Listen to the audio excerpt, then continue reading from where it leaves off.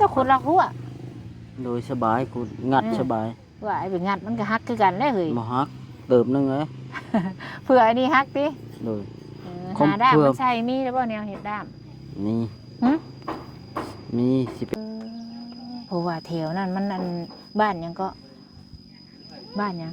บ้านนากำพันบ้านนากำพันแถวนั้นมันใกล้ตัวเมืองนากำพันเมืองขมวนเมืองชัยพุทองเมืองชัยพุทองแขวงขมวนมันใกล้บอนค้าขายโดยมันไปขายอยู่โรงงานปูนเลย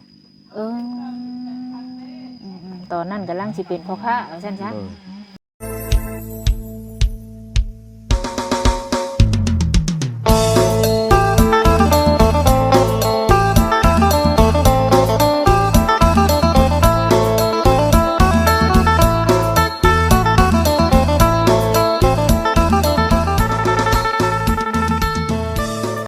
สบายดีเด้อสบายดีพี่น้อง FC เบอร์สุขุสุคนสุหมองสุบอนเด้อพี่น้องว่าเบอร์ FC ทั้งฝั่งลาวฝั่งไทยและก็ต่างประเทศยินดีต้อนรับเข้าสู่ซ่องสาวบุญมาบ้านเฮาคือเก่าเด้อพี่น้องเด้อเอาพี่น้องไอ้พ่อกันมานี่ก็อยู่นี่คือเก่าเนาะอยู่นี่แหละบ้านเบาคำหลายล่ะคือว่าป้าเสิร์ชนี่แหละตอนนี้ทั้งไอ้แก้วเนาะทั้งสร้างเพิ่นกำลังย้ายเส้นฟ้าเพิ่นนะย้ายไว้มื้ออื่นในสิมาเข้าว่าซั่นเอาดีใจนำพี่น้องเอ้ยเนาะทางสาวบุญก็ได้ที่มีผู้ใหญ่จะดีซอยทั้งป้าเสิร์ชแต่ก็ทั้งเบาคำหลาเนาะเอาก็ดีใจน้ำเด้อพี่น้องเด้อ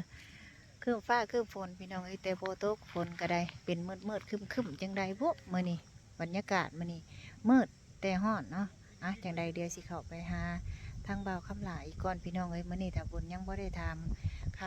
าวอย่างเพิ่นเลยได้มื้อนี้คือว่ามีข่าวดีสิได้เจาะน้ำคักแล้วแล้ววันนี้เพิ่นสิเจาะมือใดเนาะพี่น้องบ่ได้ถามทางบ่าวคำหลาเพิ่นก็ดีใจน้ำเล่าที่มีผู้ใหญ่เพิ่นที่เจาะน้ำให้เราแล้วมีน้ำใส่เลยพี่น้องอยู่ที่ใหม่เนาะคันไปอยู่ที่ใหม่บ่มีน้ำใส่ก็คือเก่าได้พี่น้องเลยเอาจังใดก็ติดตามไปเบิ่งไปส้มน้ำกันเด้อพี่น้องเด้อติดตามเบิ่งว่าทางบ่าวคำหลานี่สิเป็นจังใดในตอนต่อไปเนาะเอาเดี๋ยวสิเข้าไปหาทางเล่าก่อนพี่น้องแล้วบ่กินข้าวอิ่มแล้วสบายดีมียังคือเห็ดเป็ดยังคือป้าไว้สิค่ะป้าเป็นตากแดดตากแดดผู้ได้ไว้หัวผู้ตัวนี้พุงอยู่บ่กลางคืนมันแตกแล้วฮะพุ่นเอาก็ไว้หัวผู้มียังเห็ดจุบดีเพิ่นบอกนะแม่นความเนาะผู้ได้บ่คำละไปหอยพี่ดูพี่ไปรักหัวพี่เฮ็ดจบดีเนาะล่ะเนาะมันสิเพเนาะนี่นะนี่ตัวแรมนี่ได้บ่คำละนี่ใช่นี่ทั้งที่ได้แค่นี้ได้บ่ฮะลองเบิ่งจ้ะคล้องคือฮะบ่เฮาบ่ทันอยากบ่ทันได้อยากเนาะว่าเมียนนี่เลยว่าคืนนี่ฝนไว้ตกว่าคืนนี่ตกบ่แห้งตกอยู่แต่บ่แห้งเด้ไปได้ละฮะตัวก็กินข้าวน้ำเพิ่นอยู่บ่แช่อยู่บ่ลูกชิ้นนะ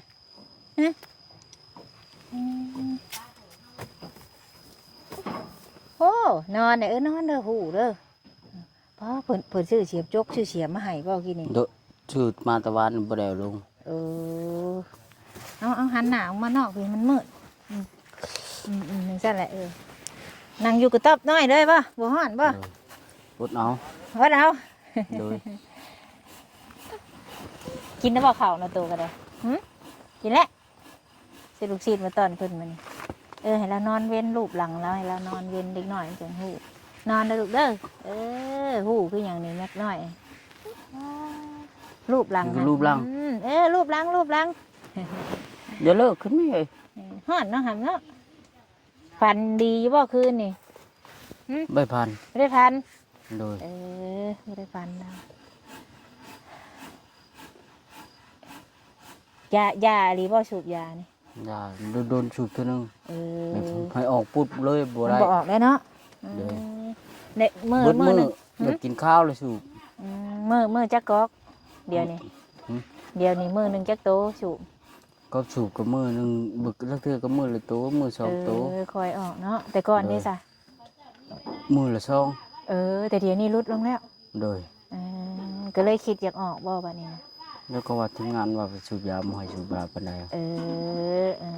คันออกได้ก็ดีเนาะ โดย มันก็บ่ได้อิหยังมันจังบ่เปลืองเงินพร้อม โดย ซองหนึงก็ได้ยาสูบซุมื้อนี้ คอมแบบนี้ก็ ไหนแบบนี้ปล่อยออกไปสูบมื้อละน้อยพอเนาะ20,000 โอ้20,000บัดนี้จักมื้อสิเบิดบัดนี้ซอง 2-3มื้อเลย คอยลดพรลงติ โดยโดนเท่านึง มันสิออกบัดเดียวก็บ่ได้เนาะซื้อขนมอมซื้อขนมอมมันจะออกนำกินข้าวกับลาบซีดบ่คือนี่ โดย แซ่บแล้วมื้อนี้เนาะลาบงัวเผาบ่มื้อนี้ โดย กินน้ำบ่ผู้น้อยนี่ก็ กินแต่ต้มซุก กินแต่ต้มซุปเมื่อวานนี่พากันไปที่ไม้บ่ตอนแรง โดย พากันไปเฮ็ดหยังเมื่อวาน ว่าพาไปทางป่า เป็นว่าแหละ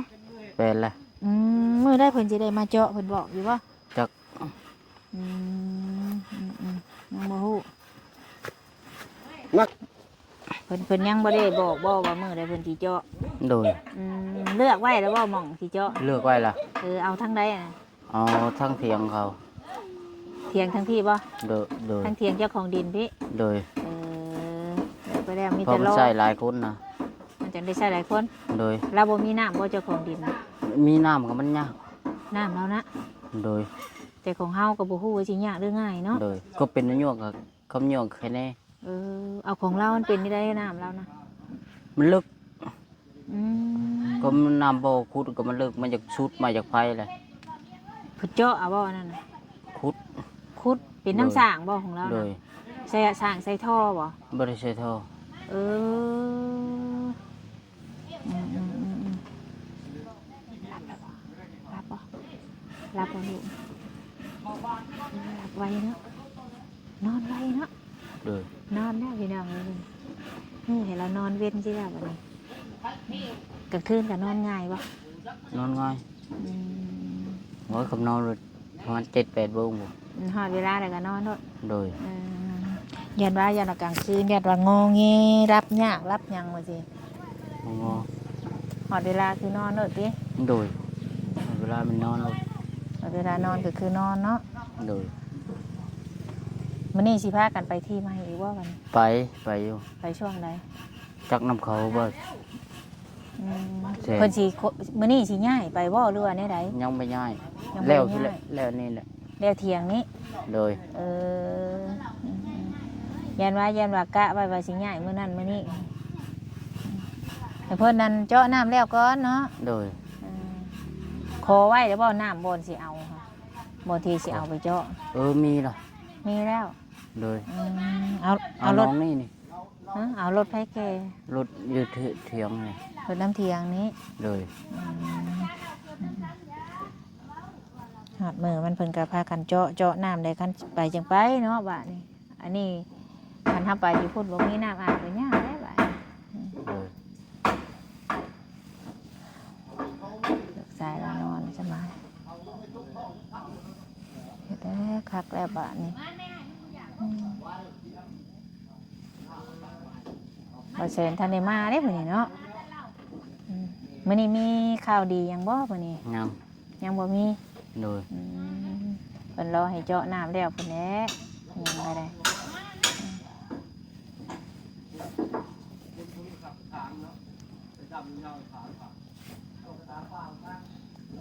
ได้น้ำได้หยังไปแล้วก็สำบายแล้วบัดนี้เนาะบ่าวคำลาเนาะ โดย FC ว่าโอ้ยผู้ใหญ่ใจะดีเปลี่ยนชีวิตใหม่ให้บ่าวคำลาแล้วว่ะแต่กี้ก็รู้สึกอยู่ว่าตัวเองอ้วนขึ้นเดี๋ยวนี้ รู้สึก รู้สึกอยู่ โดย ตอนนั้นไปทั้งผมก็ยาวดิจ้อยก็จ้อยบ่ โดย วันนี้ก็เปลี่ยนแปลงไปแล้วเพิ่นเปลี่ยนชีวิตใหม่ให้เฮาแล้ววันนี้เพิ่นใหญ่ใจะดีเปลี่ยนชีวิตใหม่ให้แล้วพี่น้องโทรมาอีกอยู่บ่พี่น้องทางเมีย ยังบ่ฮู้น้ำบ่จิต กันโทรแล้วก็บอกแล้วเนาะ โดย อืมมื้อเจ้าก็ยังบ่ได้คุยน้ำเพิ่นบ่ ยัง โอ้คิดว่าเจ้าได้คุยน้ำเพิ่นแล้วนะอืมเพิ่นเฮ็ดงานหยังอยู่ไทย จักยังบ่ฮู้เพิ่นไปเลย อืมเพิ่นไปตั้งแต่เฮ็ดบุญเฮ็ดหยังแล้วเพิ่นบ่ เนี่ยบ่ เพิ่นไปน้ำลัง เพิ่นไปยันเพิ่นไปน้ำหลัง เอออ่าเพิ่นไปน้ำลังดิอืม ยายเพิ่นหาก็ไปนี่นะ อืมพี่น้องเมียน่ะมีจักคนพี่น้องเมีย พี่น้องกับพี่น้องแบบพี่น้องห้างเขานับถือกัน เออแต่ว่า แบบ เอื้ นั อบ ย ถือ น้องทำกันออกมานี่บ่มี มี บ่ 3คนมีหญิงเบิด เออเมียเจ้านี่เป็นคนที่เท่าไหร่ กกคนที่หนึ่ง คนที่หนึ่งเอ เอ อ อ อืมบัดเจ้าได้คนที่เท่าไหร่บัดนี้เจ้า คนที่หลา ลูกหล่า เลย เออแต่ว่าเอื้อยอ้ายเจ้านี่คือสิยังเบิดเนาะแต่เฮาบ่ฮู้เพิ่นอยู่ไส เลย บ่ได้ฮู้ข่าวเพิ่นบ่ อ้ายผู้ข่าวจะอยู่ไส แต่เอื้อยนี่ฮู้อยู่ เว้ยอยู่ เออ ฮู้อยู่ อยู่ไสเพิ่นอยู่ไสซุมื้อ อยู่เฮ็ดนาน้ำปัวเพิ่น อยู่บ้านได้ บันเอ้บ่ เออเพิ่นก็ถามข่าวน้องอยู่บ่ โดย ข้าเจ้ามาอยู่นี่เพิ่นก็มาเล่นน้ำอยู่บ่ ยัง แต่เพิ่นฮู้ว่ามีผู้ใหญ่ใจะดีช่วยเจ้า ฮู้เหรอ ฮู้แล้ว เลย คือเพิ่นได้เพิ่นคือฮู้ ก็เขาบอกเลย เขาข่าวไปบอก เลย เออ เบิ่งโทรศัพท์มันหยัง เพิ่นเบิ่งโทรศัพท์แล้วเพิ่นเห็น เลย เพิ่นก็ได้ฮู้ เลย เราเลยโทรมาหาเจ้าอยู่บ่ ไม่ทูเขามาลีมาว่าสิมาเขาผากครัวมา โอ้เราฝากมา โดย แล้วไปสิมาลินน้ำ โดย ก็แต่เจ้ามานี่แล้วยังบ่ได้มาจักเทื่อบ่ ยัง แต่ฮู้อยู่ว่าน้องมา โดย เออเพิ่นฝากความมาว่าสิมาลินน้ำบัดนี้เป็นเฮ็ดนาอยู่น้ำพัวเพิ่นดิ โดย อืม เขาเวียกเขายังบ่ทันได้มา ดำให้ดำนาเนาะ โดย ดำให้ดำนาเดิกันนี่ ไป นะ ก็เด้อไปลงคลิปก่อน ลงคลิปทั้งใด วางดินไม้ก่อน เออเพิ่นสิพากันไปพุ่นเด้อเจ้าไปบ่ได้ให้ลูกนอนบัด ป้าไปนอนแล้วก็ไปได้อยู่ แล้วบอกเพิ่นเบิ่งให้ติ โดย ได้จังไปเนาะ โดย ได้จังย่างไปเนาะ โดย ได้จังย่างไปแม่ป้าเจ้านี่เพิ่นก็แอมฟ้าให้ได้ไว้ได้เพิ่นก็ได้เนาะ โดย ดีใจมันลาอยู่บ่เจ้ากะ โดยดีใจ ผู้ที่ว่าเพิ่นเบิ่งแยงเฮาเพิ่นผู้ใหญ่เพิ่นช่วยเฮาก็ดีใจนํเพิ่นเนาะ โดย ดีใจนํเพิ่นแหละเฮาก็ได้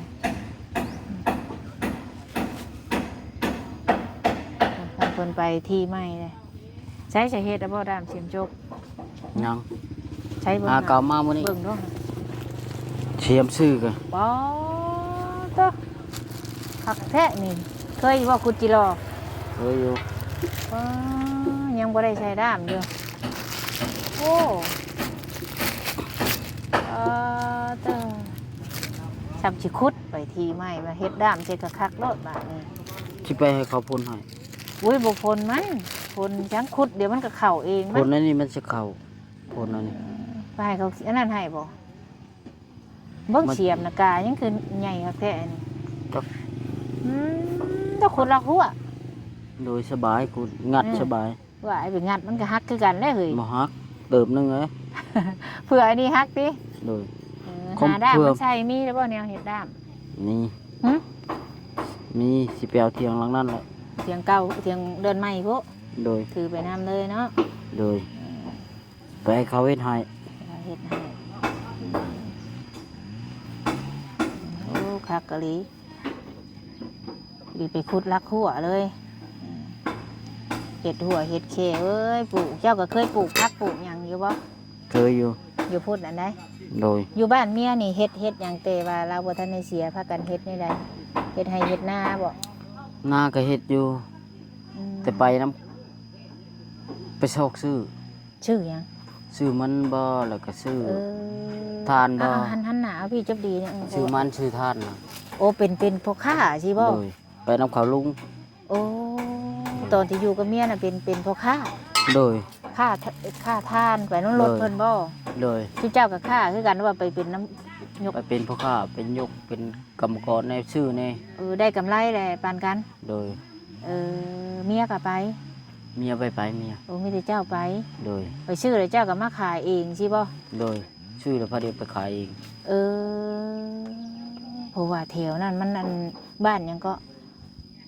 บ้านหยัง บ้านนากำพัน บ้านนากำพัน แถวนั้นมันใกล้ตัวเมือง นากำพันเมืองขมวน เมืองชัยพุทอง เมืองชัยพุทองแขวง แขวง ขมว ข น มวน มันใกล้บอนค้าขาย โดย เออ มันไปขายอยู่โรงงานปูนเด้ เออตอนนั้นกำลังสิเป็นพ่อค้าเอาซั่นซะ โดย ก็ได้อยู่บ่กำไรอะ ได้อยู่ เออ ลงทุน100 ปลายก็ได้กำไรประมาณก็มันหลายคนเลย8 คน 8 คนนี่ลงทุนเท่าไหร่นะ ลงทุน100 นึง 100 ล้านแบบทุนเพิ่นทุนโต โดย เจ้าก็มีทุนลงน้ำเขาอยู่บ่ตอน ลงก็บ่หลาย ลงจำเฮามี โดย อืม จกหาจกผู้เดียวจกผู้หาผู้10ก่อนแล้วเนาะ เฮาบ่มีอาศัย โดย ไปน้ำลุง โดยจกผู้เดียวจกเลยจกใส่จกหัว อืม ลงทุนรายมาแล้วทวิตลงเลยผู้ละ50 อืมอืม อยู่บนหมู่นะหกคน อืมอืม 50แล้วก็ลงมาได้พอดีไล่เฉลี่ยมานี่60ไปตื่มเดี๋ยวลงอีก อืม เดี๋ยวลง100 ล้านมาเลย อืมอืม 100 ล้านพี่ได้กำไร250 250 ล้าน โดย แล้วมาปั่นกันผู้เท่าได มา บา ปั ท นกันหลาย6 คน โอ้ดนปานใดอะนะจังได้กำไรซ้ำนะ โดนได้3-4 เดือน แบบขายวิหลายอย่างบ่ โดย อืม ถึงขายหยังแล้วไปซื้อขี้แกบแน่แล้วก็ไปเอาลงแบบครบ อืมทุกอย่างนะ โดย แบบเพิ่นพาเฮ็ดแล้วเฮ็ดน้ำเพิ่น โดย เพิ่นมีรถบ่ โดย เออพี่น้องเมียบ่นั่นน่ะ โดยแบบพี่น้องห้าง เออ แบบเชี่ยวของไม่เท่าพ่อของไม่เท่าเลยแหกเชี่ยวเดียวกับพ่อของพ่อเท่าแล้วเขา โอ้ เลยเป็นเชี่ยวหักเชี่ยวแป้งเดียว นับถือเดียว โอ้แล้วเพิ่นก็เลยชวนจะไปนำ เลยนับถือเป็นลุง อืม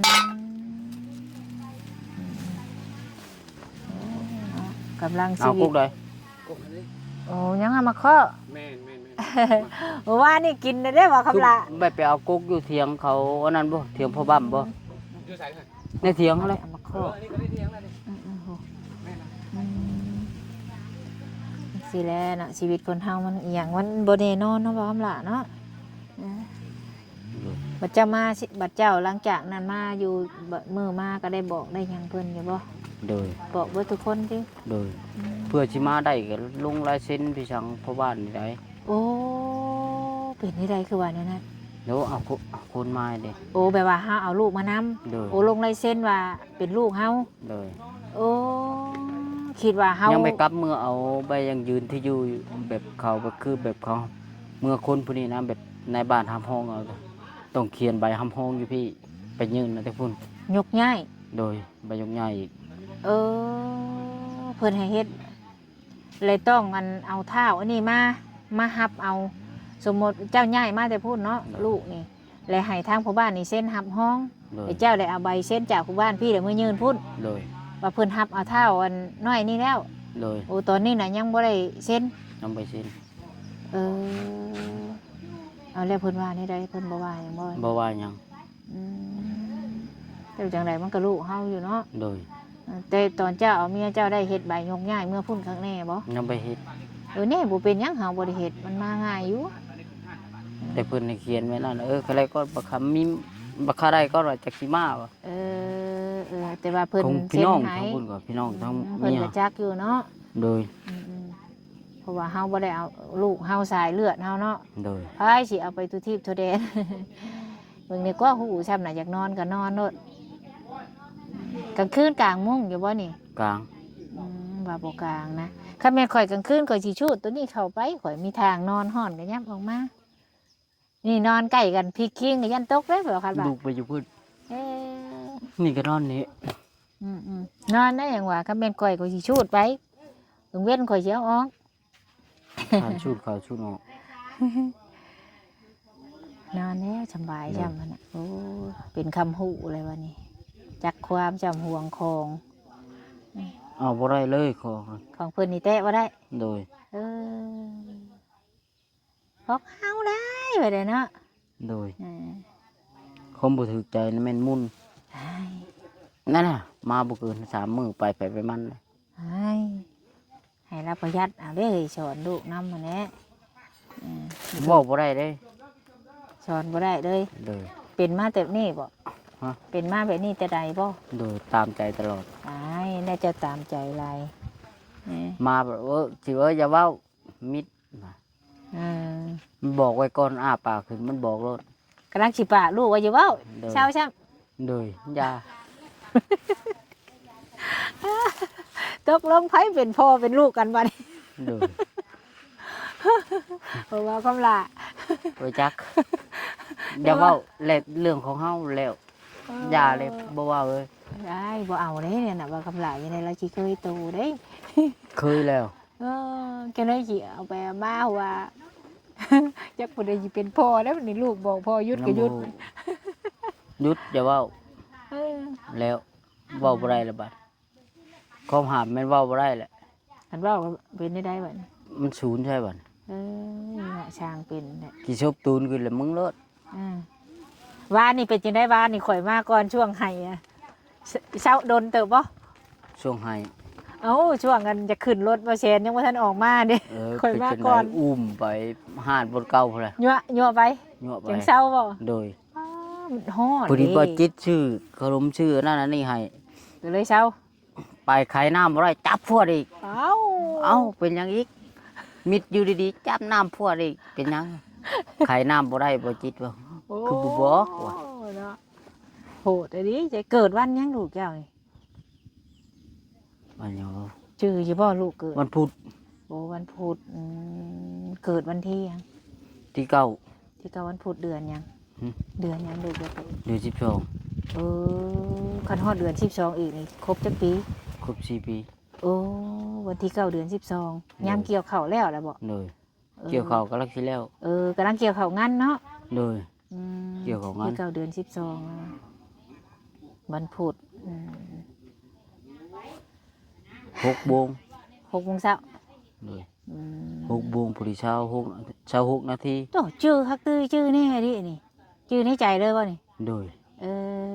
อ 6โมง6นาที 6โมง26นาที โดย วันที่9 โดย เดือน12วันพุธ โดย อืมปีหยังบาดนี่ แล้วบ่จื้อปี ปีนี้ดูเป็นปี2023ปีนี้2026เนาะ22 ปี2022 ปี2022จือปีเด้อสำคัญเด้อจะได้ว่า ปี บัตรเขาใหญ่มา 2022 อันบริจดเขาสามมนูนำไม่เท่าบ่ คำไม่เท่าบ่มีสมโนไปแบบเราไปไทยตอนหนึงเราแหละอันนั้นเราเลยเปลี่ยนสลับถุงเครื่องกัน โอ้ กับผู้เสียนั่นมาไทยแล้วมาลาวกับบุรีอันนั้นกับบุรีอยู่บุ แสดงว่า ก็ ลูก สีย เจ้านี่ยังบ่ได้มีสามมนู โดย มีชื่อคันเพิ่นมาเฮ็ดใหม่วันนี้พากันเฮ็ดแต่จุนเจ้าก็เด้อเป็นครัวตัวเอง โดย ว่านี่บ่ต้องเข้าน้ำไผเฮ็ดของเฮาโลดกับเพิ่นมาลงเฮ็ดน่ะนะ โดย เจ้าสิได้มีชื่อน้ำลูกน้ำเต้าน้ำเฮาเด้บัดนี้ โดย เป็นสามมนูตัวเลขขึ้นกับเฮาเองเพราะว่าเจ้าก็มีดินดอนของเจ้าเองต่อไปก็สมมติว่าเฮามีเฮือนเนาะหลังบ่ใหญ่ก็ย่าเฮามีเฮือนก็ขึ้นชื่อว่าเฮือนเนี่ยเพิ่นก็สิจดเจ้าเข้านํสามมนูตัวเลขบัดนี้หรือว่าสิขึ้นกับพ่อบ่ พ่อกับเขากลับมาอยู่เฮื เพิ่นเมื่ออยู่บ้านเกิดเพิ่นแล้ว ดี๋ยว เพิ่นเอาเมียใหม่บ่ บ่มาอยู่น้ำน้อง น้องเจ้า น้องเราเอง โอ้น้องเราเออแล้วเราฮู้อยู่บ่ว่าเจ้ากลับมาอยู่พี่ ฮู้เหรอ แล้วข้าผู้มีผู้ใหญ่ช่วยแล้วมานำบ่มาเล่นแล้ว อยู่เราฮู้อยู่ แล้วเฒ่าแล้วบ่ 70ปลายแล้ว เออโอ้มาอยู่น้ำน้องเรา โดย อืมเอาอันนี้ข่อยถามสิสมมติว่าเจ้ามีสตูปหรือว่าซ้ำเถียงหน้าอันนี้คันเราอยากมาอยู่น้ำเจ้าจะอยู่บ่ มาแล้วแหละ ข่อยกระทำซื้อๆดอกสมมติ แล้วแต่ละเราอยากมาก็มาเราบ่อยากมาแล้วก็อย่าเป็นตามใจ บนไหนเราสบายใจเนาะ โดย มันคือว่าเราอยากมาก็มาได้เนาะ เลย พอเฮาอืมเมื่ออยู่เพื่อนน้ำน้องแล้วอายุเรา70 โดย เฒ่าแล้วเนาะ 70 ซ้ำบ่ผู้เราย่างมาที่นี่ โดย ซ้ำนี่แล้วติ โดย อยู่ผู้เดียวเนาะลูกเต้า เลย ไปคนละที่ละทางเมียบ่อยู่วัดเมื่ออยู่น้ำน้องชายบ่น้องสาว ลูกสาวเรา โอ้เอาโอเคสบายคำหลาเอ้ยมื้อนี้ก็จักหน่อยจังสิออกไปที่ใหม่แล้วบ่ไปนำบ่ข่อยก็ได้เจ้าก็สิไปบ่ไปเฮ็ดด้ามเสียงจกอยู่พุ่นบ่ โดย โอเคสบายคำหลาสำหรับคลิปนี้ขอจบก่อนสำบายดี สบายดี สบายดี